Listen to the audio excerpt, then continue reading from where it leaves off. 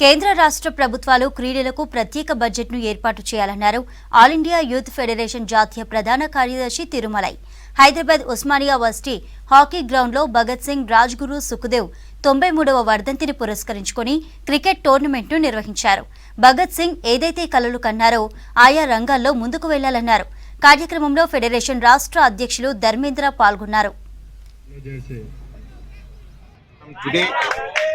Tomorrow and day after tomorrow, for 3 days, the tournament is conducted.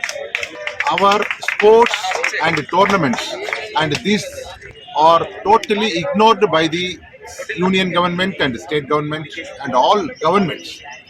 These governments does not bother about the health of the youth and students and totally boycotted or ignored, and they don't allocate enough financial fund to the sports department. So nowadays sugar patients have increased in our country and heart attacks, they are getting heart attacks, and health is under threat. Our people's health is totally ruined. So this is not good. Our government should allocate more money, and that sports should be given more importance.